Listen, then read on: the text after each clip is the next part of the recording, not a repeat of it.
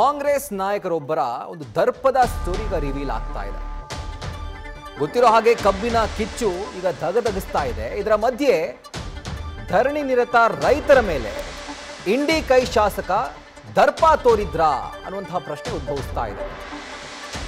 ರೈತರ ಮೇಲೆ ಯಶವಂತರಾಯಗೌಡ ಪಾಟೀಲ್ ರೋಷಾವೇಶ ಪ್ರದರ್ಶನ ಮಾಡಿದ್ದಾರೆ. ಧರಣಿಯಲ್ಲಿರೋರು ರೈತರಲ್ಲ ಅಂತ ಹೇಳಿದ್ರ ಹಾಗಿದ್ರೆ ಧರಣಿಯಲ್ಲಿ ಕೂತಿರುವಂತಹ ರೈತರನ್ನ ಯಾವ ರೀತಿಯಾಗಿ ಎಬ್ಬಿಸಬೇಕು ಅಂತ ಗೊತ್ತಿದೆ. ನಾಳೆ ಜನರನ್ನ ಕರ್ಕೊಂಡು ಬಂದು ಕಾರ್ಖಾನೆಯನ್ನ ಆರಂಭ ಮಾಡ್ತೀನಿ ಅಂತ ಹೇಳಿದ್ದಾರೆ.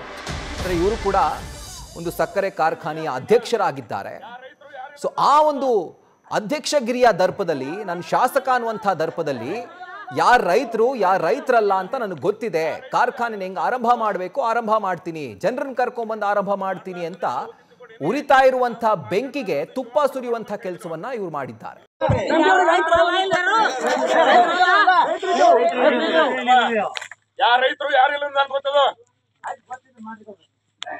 ಮಾಡ್ಲಾರ್ದ ಇಲ್ಲಿ ಓದಿತ್ತು ಕೊಡಿನಿ ನಾವು ಮಾತಾಡ್ದ ಅಂದ್ರೆ ಅದು ಜೀವ ಕೊಟ್ಟು ಮಾಡುವ ಮನುಷ್ಯ ಇದೀನಿ.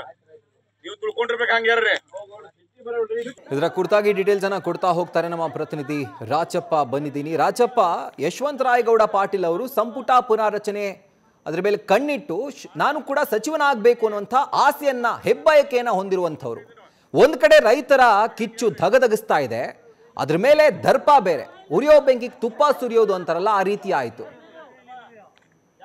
ಹೌದು ರಾಹುಲ್, ಏನಂದ್ರೆ ವಿಜಯಪುರ ಜಿಲ್ಲೆಯಲ್ಲಿ ಈಗಾಗಲೇ ಕಬ್ಬಿಗೆ ಕನಿಷ್ಠ ಅಂತಂದ್ರೆ ಪ್ರತಿ ಟನ್ಗೆ ಒಂದು 3,500 ಬೆಲೆ ನಿಗದಿ ಮಾಡಬೇಕು. ಆ ನಿಟ್ಟಿನಲ್ಲಿ ಈಗಾಗಲೇ ಹೋರಾಟ ಒಂದೆಡೆ ಆರಂಭ ಆಗಿರುವಂತದ್ದು. ಜೊತೆಗೆ ಕಬ್ಬಿಗೆ ಏನು ಬೆಲೆ ದರ ನಿಗದಿ ಮಾಡುವವರಿಗೆ ಸಕ್ಕರೆ ಕಾರ್ಖಾನೆ ಆರಂಭಿಸಬೇಡಿ ಅನ್ನುವಂಥದ್ದು ರೈತರ ಪಟ್ಟಾಗಿತ್ತು. ಅದೇ ತರನಾಗಿ ಇಂಡಿಯಾ ಮರುಗೂರು ಬೆಳೆಯತಕ್ಕಂಥ ಭೀಮಾಶಂಕರ್ ಸಹಕಾರಿ ಸಕ್ಕರೆ ಕಾರ್ಖಾನೆಯ ಒಂದು ಏನಿದೆ ಆರಂಭಿಸಿದಕ್ಕೆ ರೈತರು ಒಂದು ಧರಣಿ ಸತ್ಯಾಗ್ರಹವನ್ನ ಸಕ್ಕರೆ ಕಾರ್ಖಾನೆ ಮುಂದೆ ಆರಂಭಿಸಿರ್ತಾರೆ.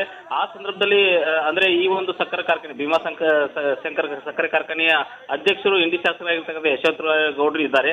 ಅವರು ಈ ಒಂದು ಸ್ಥಳಕ್ಕೆ ಹೊರಡ ಸಂದರ್ಭದಲ್ಲಿ ರೈತರ ಜೊತೆ ಒಂದು ಮನವೊಲಿಸುವಂತ ಪ್ರಯತ್ನ ಮಾಡ್ತಾರೆ. ಆದ್ರೆ ಆ ಒಂದು ಸಂದರ್ಭದಲ್ಲಿ ರೋಷಾವೇಶಕ್ಕೆ ಒಳಗಾಗಿ ಯಶವಂತರಾಯಗೌಡ ಪಾಟೀಲ್ ರೈತರ ಮೇಲೆ ಒಂದು ನೀವು ರೈತರು ಏನು ಅನ್ನೋದು ನನಗೆಲ್ಲ ಗೊತ್ತಿದೆ ಅನ್ನುವಂತ ನಿಟ್ಟಿನಲ್ಲಿ ಮಾತನಾಡಿ ಮತ್ತು ನಾ ಸಕ್ಕರೆ ಕಾರ್ಖಾನೆಯನ್ನ ಆರಂಭ ಮಾಡ್ತೀನಿ ಮತ್ತು 10,000 ಜನರು ಕರೆದುಕೊಂಡು ಬಂದು ಆರಂಭಿಸ್ತೀನಿ ಅನ್ನುವಂತ ನಿಟ್ಟಿನಲ್ಲಿ ಅವ್ರ ಮೇಲೆ ರೋಷಾವೇಶವನ್ನು ವ್ಯಕ್ತಪಡಿಸ್ತಾರೆ. ಅದೇ ತರನಾಗಿ ರೈತರು ಕೂಡ ಒಂದು ರೀತಿಯಲ್ಲಿ ವಾಗ್ವಾದ ಮಾಡ್ತಾರೆ. ಈ ರೀತಿಯಾದ ದರ್ಪ ತೋರುವುದು ಎಷ್ಟು ಮಟ್ಟಿಗೆ ಸರಿ ಅನ್ನುವಂತ ನಿಟ್ಟಿನಲ್ಲಿ ಕೂಡ ರೈತರು ಒಂದು ರೀತಿಯ ಆಕ್ರೋಶವನ್ನು ವ್ಯಕ್ತಪಡಿಸಿರುವಂತದ್ದು. ಅಂದ್ರೆ ಈ ಸಹನೆಯಿಂದ ರೈತರ ಒಂದು ಸಮಸ್ಯೆಯನ್ನ ಆಲಿಸಬೇಕಾದಂತ ಶಾಸಕರು ಆ ರೋಷಾವೇಶಕ್ಕೆ ಒಳಗಾಗಿ ಒಂದು ಧರಣಿರತ ರೈತರ ಮೇಲೆ ಒಂದು ದರ್ಪವನ್ನು ತೋರಿರುವುದು ಈಗ ಸಾಕಷ್ಟು ಚರ್ಚೆಗೆ ಗ್ರಾಸ ಆಗಿದೆ ಅಂತ ಹೇಳ್ಬೋದು Rahul. Right Rajappa, thank you so much.